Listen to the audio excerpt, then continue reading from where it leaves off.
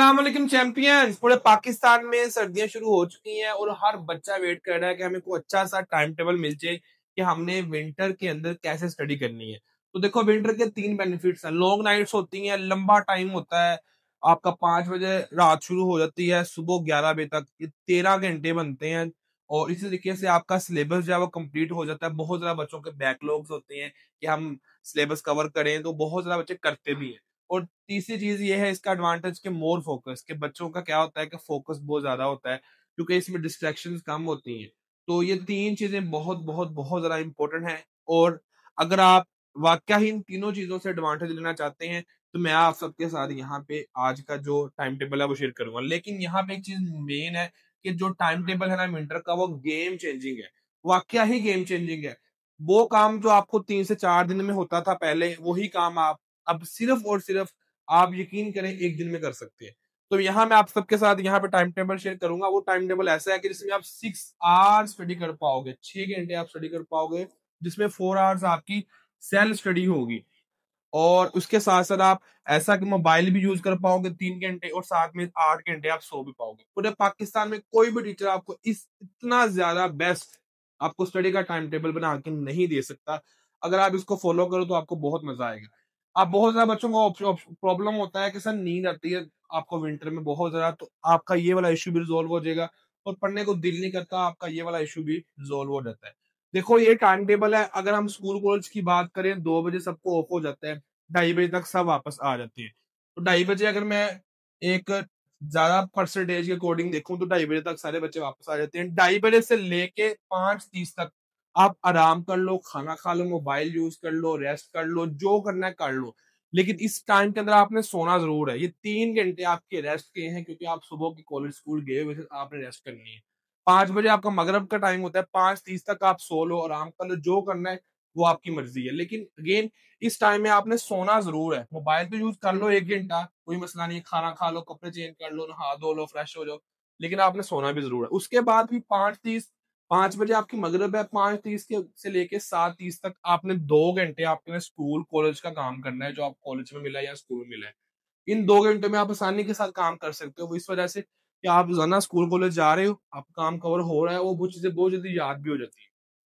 उसके बाद आपने आधा घंटा मोबाइल यूज कर लेना है, फैमिली को टाइम देना, फैमिली टाइम दे देना। 7:30 से 8 बजे तक आपने फैमिली को टाइम देना है। और 8 बज गए, अब फैमिली को भी टाइम दे दिया है, सो भी लिया है, मोबाइल भी यूज कर लिया, और कॉलेज का काम खत्म कर लिया हुआ है। अब 8 बजे के बाद आपके पास फोकस बहुत ज्यादा आपका हो जाएगा। वो इस वजह से कि 8 बजे तक सब लोग सो जाते हैं, क्योंकि 5 बजे की मगरिब हुई होती है। 8 बजे तक काफी ज्यादा चहलकदमी, डिस्ट्रैक्शंस, आवाज, ट्रैफिक की आवाज, शोर शराबा खत्म हो चुका होता है, और बहुत ज्यादा कामनेस होती है। तो 8 बजे से लेके फिर 10 बजे तक आपने सेल्फ स्टडी करनी है। सेल्फ स्टडी में वो चीजें हैं जो आप खुद पढ़ रहे हो कि मेरे ये चैप्टर कॉलेज में तो नहीं पढ़ा रहे हो, लेकिन पढ़ चुके हो पहले, तो आप वो चीजें रेडी कर रहे हो, खुद से ही सेल्फ स्टडी कर रहे हो। तो ये 2 घंटे सेल्फ स्टडी कर लोगे। उसके बाद 10 बज जाएंगे, 8 से 10 ये फर्स्ट शिफ्ट है आपकी। 10 बजे आप सो जाओ, यहाँ फिर 10 बजे से लेके 10:30 बजे तक आप मोबाइल यूज कर लो, फ्रेश हो जाओ, आधा घंटा। आप 10 बजे सो गए हो या 10:30 बजे सो गए हो, अब अगले दिन अर्ली मॉर्निंग आपने 5 बजे उठ जाना है, क्योंकि आप 10 बजे का सोए हुए 5 बजे तक आपके 7 घंटे बनते हैं। और कॉलेज से आके भी आप सोए हुए, स्कूल से आके भी 2 घंटे 1 घंटा, तो 8 घंटे आप पूरे हो जाते हैं। तो 5 बजे से लेके 7 बजे तक आपने फिर सेल्फ स्टडी करनी है, क्योंकि गेम चेंजिंग जो चीज है ना, वो सेल्फ स्टडी है, कॉलेज का काम नहीं है। वो तो आपने कर लिया। सेल्फ स्टडी वो चीज है जो आप खुद कर रहे हो। देखो ना, फर्क किससे पड़ेगा? तुम अपने चैप्टर्स रेडी करो, तुम अपनी रिवीजन करो, तुम अपने टेस्ट दो, सेल्फ एनालिसिस करो, उन चीजों से फर्क पड़ना है। तो 2 घंटे आपने अगेन सेल्फ स्टडी ही करनी है। और लास्ट पे आपने फिर आधा घंटा रिफ्रेशमेंट करनी, रिफ्रेशमेंट कर लो, नहीं कॉलेज का टाइम होगा, तैयार हो के वहां चले जाओ, जो है व्हाट्सएवर। तो ये आप इसका स्क्रीनशॉट ले लो। और अगर आप इसका स्क्रीनशॉट ले लो, तो इसमें आपको टाइम मिल रहा है, मोबाइल के लिए टाइम मिल रहा है, रिफ्रेशमेंट के लिए, हेलो हाय के लिए, टिकटॉक, स्नैक वीडियो लाइक की, इंस्टाग्राम, फेसबुक, सब के लिए टाइम आपको मिल रहा है। और आपकी 8 घंटे, आपके 6 घंटे आपकी स्टडी भी हो रही है। अभी यहाँ पे बहुत ज्यादा बच्चों को मैं एक चीज गाइड कर देता हूँ कि आपको 12-12 घंटे पढ़ने की जरूरत नहीं, 18-18 घंटे पढ़ने की जरूरत नहीं। आप सिर्फ 4 घंटे सेल्फ स्टडी कर लो, लेकिन कंटिन्यूसली कर लो। तो मेरी तरफ से आप सबको चैलेंज है कि अगले 7 डेज अगर आप इस चैलेंज को एक्सेप्ट करते हो, काम करते हो, तो ऑब्वियसली आपका आपके अंदर चेंजेस आना शुरू हो जाएंगे, और आपका सिलेबस भी कवर होगा, आपका आपका जो है प्रिपरेशन भी होगी, और इसके अलावा मेन चीज़ ये है कि आपकी जो माइंडसेट में एक स्ट्रेस था ना कि यार हो नहीं पा रहा, कर नहीं पा रहे, नींद आती है, वो चीज़ें खत्म हो जाएँगी। तो ये आप इसका स्क्रीनशॉट भी ले लो और उसका भी ले लो ताकि आपके लिए ईज़ी हो जाए। अब नेक्स्ट बहुत ज़्यादा बच्चों को यहाँ फिर भी इश्यू आएँगे। देखो सबसे मेन चीज़ क्या है कि जब आप पढ़ रहे हो ना, आप स्टडी कर रहे हो, तो आपने पानी साथ-साथ ज़रूर पीते जाना है। आपका एक टाइम है, आपने उस टाइम के अकॉर्डिंग पानी पीना है ताकि आपकी बॉडी जो है वो डिहाइड्रेट ना हो। सर्दियों का मौसम है, आपके होंठ सूखेंगे, गला सूखेगा, बॉडी डिहाइड्रेट होगी तो आपकी नींद आएगी। तो इस वजह से आपने पानी ज़रूर पीना है साथ-साथ। अपने नोट्स साथ-साथ आपने ज़रूर बनाने। नोट्स का मतलब ये नहीं है कि लॉन्ग क्वेश्चन अब आप शुरू ही हो जाओ लिखने, शॉर्ट क्वेश्चन लिखने शुरू हो जाओ। नहीं, वो सब चीज़ें लिखी हुई पहले से बुक्स के ऊपर हैं। आपके पास टेक्स्ट बुक है तो उसके ऊपर लिखना शुरू कर दो। साइड पे पेन के साथ, पेंसिल के साथ, या फिर आप स्टिकी नोट्स यूज़ कर लो, जैसे भी आपने करना है। ताकि वही नोट्स आपके इंटी टेस्ट में यूज़ हो। नोट्स का मतलब ये नहीं कि आपने लॉन्ग शॉर्ट शुरू कर देना, बल्कि वो चीज़ें हैं जो आपको लगा कि ये इंपॉर्टेंट है, यहाँ पे मेन ये पॉइंट है, यहाँ मैंने ये चीज़ को ज़ूम किया ताकि आप जब रिवीजन करो तो आपके लिए आसानी हो।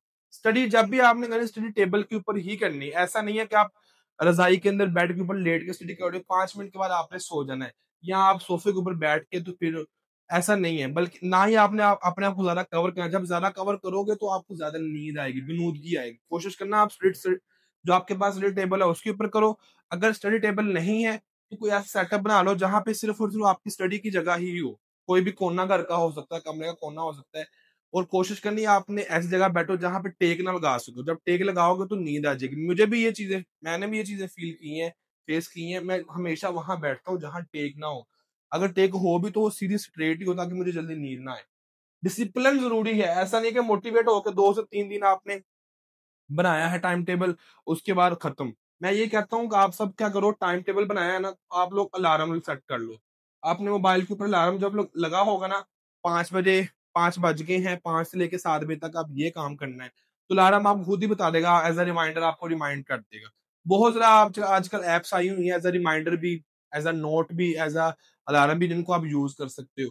तो मोटिवेशन से आपने काम नहीं करना, बल्कि डिसिप्लिन के साथ और कंसिस्टेंसी के साथ काम करना है, फिर ही आपको रिजल्ट मिलेगा। ठीक है? उसके बाद लास्ट जो मोस्ट इम्पोर्टेंट चीज़ है, इसके बगैर आप बिल्कुल फ्लॉप हो जाएँगे, 100% फ्लॉप हो जाएँगे। वो है कि आपने अपना नेक्स्ट डे जो है ना, उसको ज़रूर प्लान करना है सोने से पहले कि मैंने कल क्या करना है, किस टाइम किस बुक को पढ़ना है, कौन-सी शिफ्ट के अंदर मैंने किन चीज़ों को रेडी करना है, कितने बजे उठना है, कौन-कौन सी चीज़ें हैं, ताकि आपका माइंड उसको एक टारगेट सेट हुआ हो कि भैया मैंने कल ये चीज़ें करनी है। इसके बगैर आपका सारा दिन अगला ज़ाया होगा। कामयाब इंसान वो ही होता है, चाहे आप जिस मर्ज़ी फ़ील्ड में चले जाओ, जो अपना अगला दिन 1 दिन पहले प्लान करता है। मैंने अपनी ज़िंदगी में कोई ऐसी नाइट नहीं है जब से मैं प्रोफ़ेशनल लाइफ़ में आया हूँ, कि मैं अगला दिन अपना प्लान करके ना सोऊँ। अलग ही सैटिस्फैक्शन होती है कि मैंने कल ये क्या करना है, मैंने वो लिख लेता हूँ अपनी डायरी के ऊपर, एक पेज के ऊपर लिख लेता हूँ। ताकि मुझे याद हो कि मैंने कल कौन-कौन से काम करने हैं, कहाँ करने, कैसे करने, ऑफ़िस में जाके कौन से करने, घर में कौन से करने, नाइट टाइम जब मैं काम कर रहा होता हूँ, रिसर्च कर रहा होता हूँ, तब कौन से करनी है। तो ये चीज़ बहुत ज़्यादा इम्पोर्टेंट है, आपकी सारी ज़िंदगी काम आएगी। कैसी लगी वीडियो? आप सबने मुझे ज़रूर बताना है, और चैनल को सब्सक्राइब करना, दूसरों के साथ शेयर करना है। आई होप जो बच्चे इस प्लान को, इस टाइम टेबल को फ़ॉलो करेंगे, उनकी विंटर्स के अंदर अच्छी स्टडी होगी, सिलेबस भी कवर होगा, और एक अच्छा उनको टाइम टेबल मिला होगा। मोबाइल भी आप यूज़ कर सकते हो, मैं नहीं कह रहा कि मोबाइल छोड़ ही दो, सब कुछ हो रहा है। अब आपके ऊपर डिपेंड है कि आप वही पुरानी रूटीन चला रहे हो, जिसका कुछ पता नहीं है, और आप अपने माइंडसेट के गुलाम बने हुए हो। हालाँकि आपका जो माइंडसेट है, आपका गुलाम है। हम उसके बने हुए हैं, वो जो कह रहा है हम वो करें, हालाँकि चाहिए कि हम जो कहें उसको वो करे। तो आप अपने आप ये शिफ्ट जो है ना, इसको चेंज करो, बल्कि आपका माइंडसेट आपके कंट्रोल के अंदर होना चाहिए, ना कि आप उसके कंट्रोल के अंदर। तो इंशाल्लाह चीज़ें पॉजिटिव साइड पे जाना शुरू हो जाएँगी। आपका टीचर उसामा, पाकिस्तान ज़िंदाबाद, मेरे ये चैंपियन ज़िंदाबाद, यूथ अकेडमी ज़िंदाबाद, दुआओं में याद रखिएगा। अल्लाह हाफ़िज़।